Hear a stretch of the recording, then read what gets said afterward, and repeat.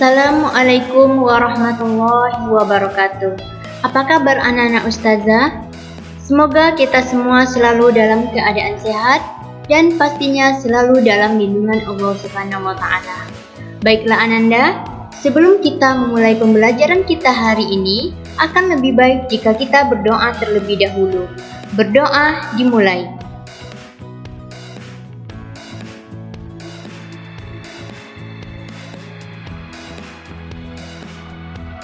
Baik, pada pertemuan sebelumnya, kita sudah membahas tentang peran ulama dalam kemerdekaan dan pembangunan, di mana dari materi tersebut kita dapat mengetahui bahwa penjajahan bukan soal politik dan ekonomi, tetapi juga masalah iman, sebab penjajah berupaya menyebarkan agama mereka dan merusak keadaan penduduk muslim.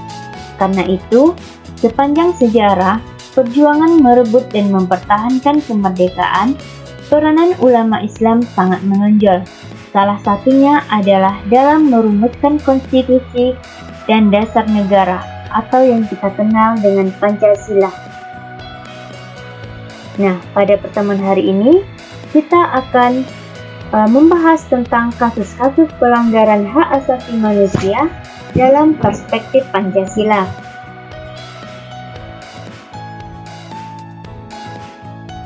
Ini merupakan butir-butir dari Pancasila.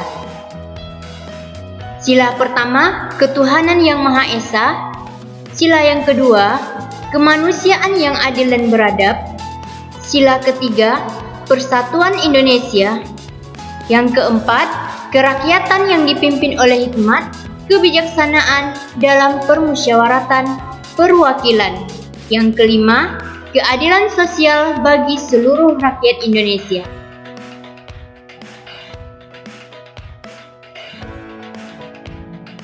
Yang pertama, ketuhanan yang Maha Esa.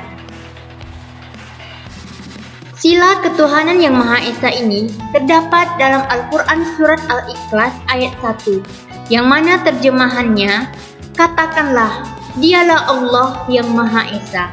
Dalam Islam, ibadah dan hukum yang dibawa tiap-tiap nabi yang diutus berbeda, sesuai dengan kondisi pada saat itu. Namun, ada yang tidak berubah, yaitu semua nabi mengajarkan tauhid, yaitu mengesahkan Tuhan. Pada sila yang kedua, terdapat kata adil dan adab, di mana adil adalah istilah khas yang terdapat dalam banyak sekali ayat Al-Quran.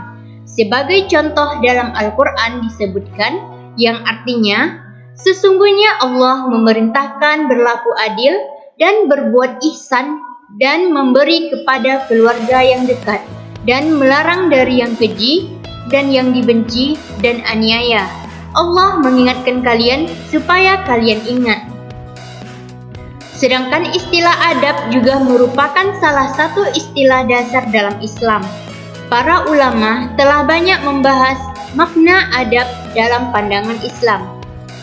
Anas radhiyallahu anhu meriwayatkan bahwa Rasulullah Shallallahu Alaihi Wasallam pernah bersabda, yang artinya muliakanlah anak-anakmu dan perbaikilah adab mereka.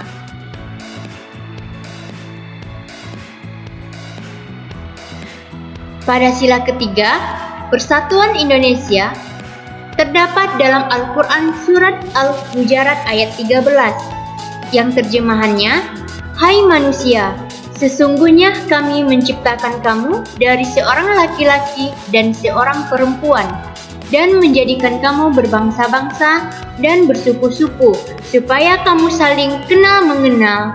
Sesungguhnya orang yang paling mulia di antara kamu di sisi Allah ialah orang yang paling takwa di antara kamu. Sesungguhnya Allah Maha Mengetahui lagi Maha Mengenal. Ayat ini sangat cocok mengingat Indonesia yang terdiri dari beragam suku, bahasa, dan berbagai jenis ras.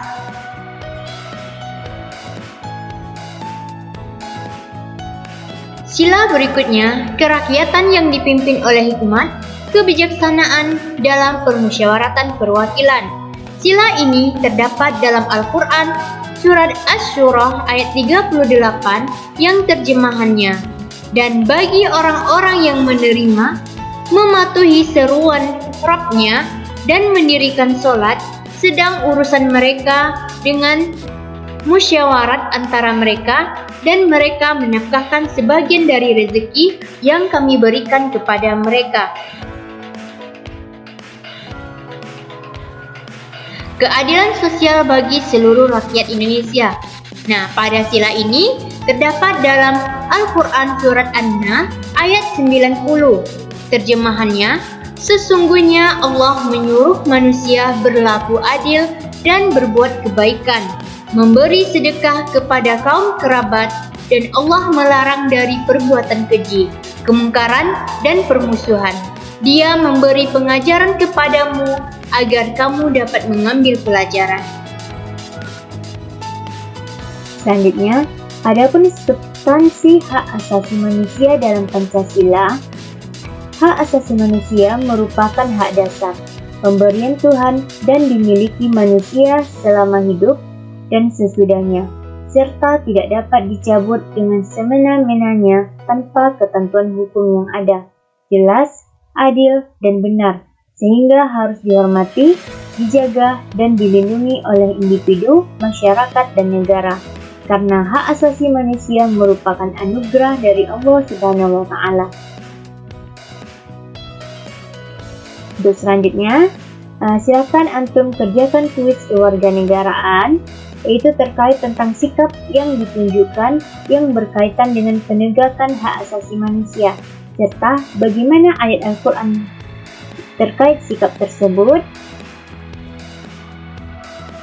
Baik, demikianlah pertemuan kita hari ini. Lebih dan kurang ustazah mohon maaf. Selanjutnya akan kita diskusikan melalui Zoom. Assalamualaikum warahmatullahi wabarakatuh.